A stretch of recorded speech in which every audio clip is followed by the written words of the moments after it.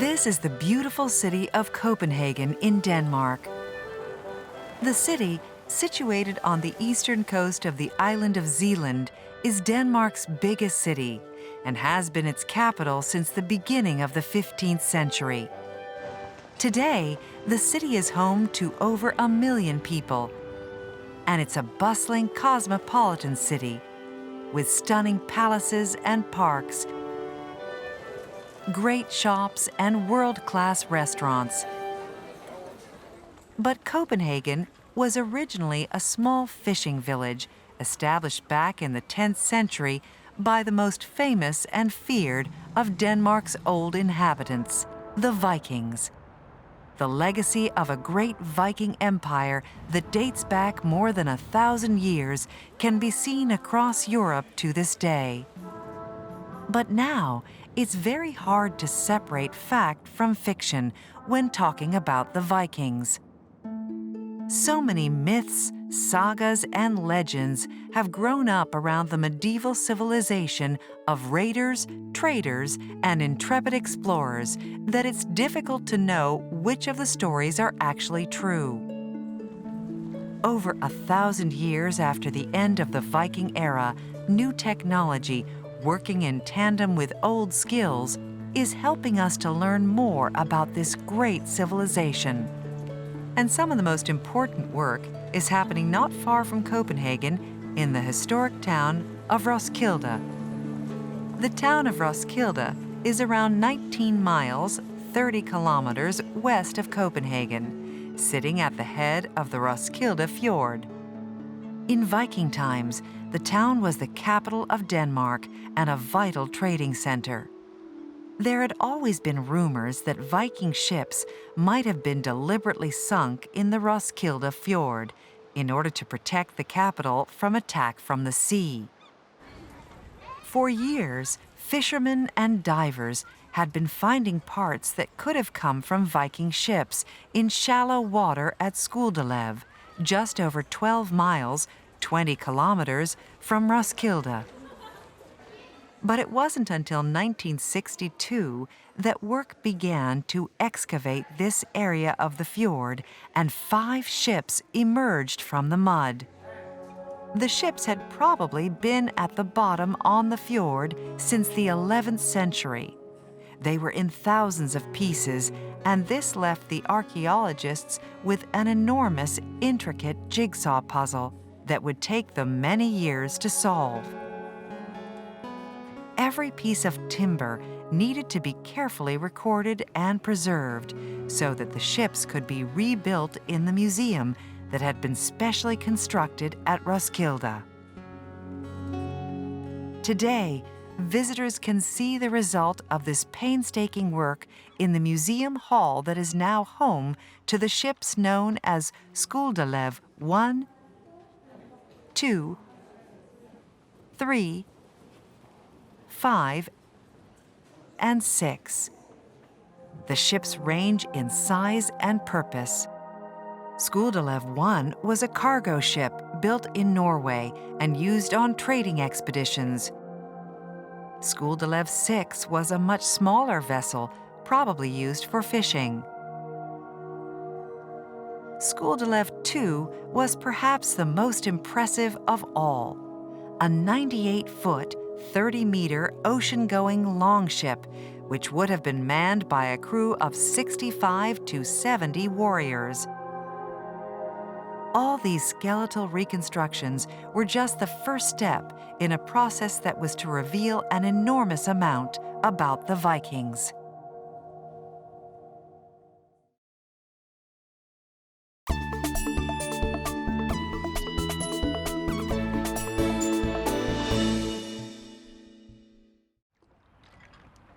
The Viking Ship Museum at Roskilde is more than just a museum.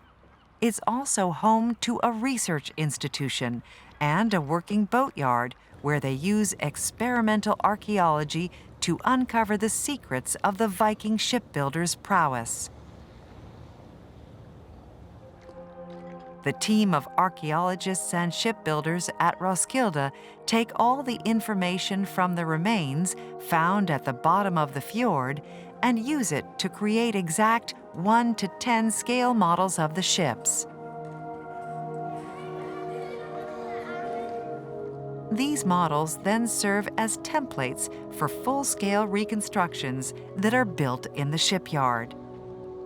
Importantly, the entire process of building the replica ships is done using reproductions of tools that would have been used by the Vikings. Careful analysis of the marks on the timber and the accumulated knowledge from previous finds of Viking-age tools from places as far away as Canada helped the shipbuilders to understand which tools must have been used. Finally, the completed replica ships are sailed and tested at sea in all weather conditions, and it is through this process of testing the ships in the water that some of the most valuable information is obtained. We get a lot of answers on questions we ask when we build it. Things we cannot find out why did they do it like this, and still we do it exactly like they did it, and even though we can't find the answer, but we will find it when we go out sailing with the boat, because it's where it should be, it's where it's built for, and if it's not functioning on the sea, on the big waves, and when you get seasick and all this, then it's maybe because we have reconstructed the ship in a wrong way. Søren Nielsen is head of the boatyard at Roskilde. He was in charge of the Sea Stallion construction project. The Sea Stallion from Glendalough is the replica ship built from the skeleton of the Skudelev II longboat. Analysis of its timber revealed that the ship must have been built in Ireland, probably in the vicinity of Dublin, around the year 1042. Reconstructing the ship took over 3 years. But when it was completed, Søren was on the crew when they sailed the ship from Roskilde back to its original home, Dublin. It was an exhilarating and illuminating trip. So sailing the ships, it makes you think about the Viking Age.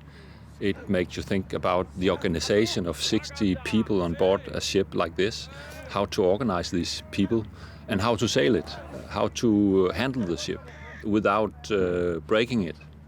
So it gives you a lot of answers on questions, but of course then it gives you a lot of new questions on a lot of things. How did they sail around north of Scotland in the Viking Age with 60 hungry people, warriors? And how did they go to Isle of Man, for example, with 60 ships, not only one ship? We have difficulty today where we have our cell phones and everything. We have a lot of difficulties to actually organize this trip. But think about the Viking Age, where they came hundreds of ships. How did they organize that? Going into the coast at exactly the same time, be ready to fight, have water enough to be ship shape, and it's some of these questions you just have to ask yourself when you're sailing there.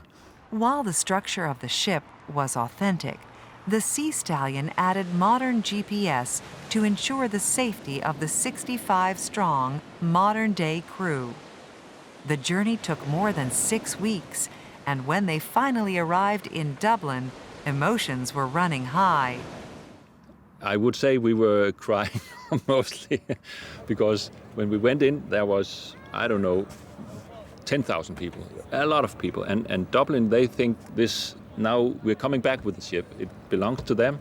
And the Sea Stallion, it was just in every Dubliner's heart, I think. They were there.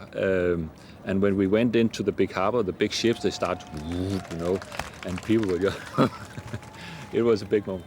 It was. Not because, we haven't crossed the North Atlantic or something like that, but it was just, we felt very, very welcome when we went to Dublin. In the past few years, another 9 ships have been unearthed at Roskilde, and work is ongoing to preserve and reconstruct these ships. And through this work, we will find out even more about the fascinating Viking civilization and the incredibly skillful shipbuilders that made it all possible.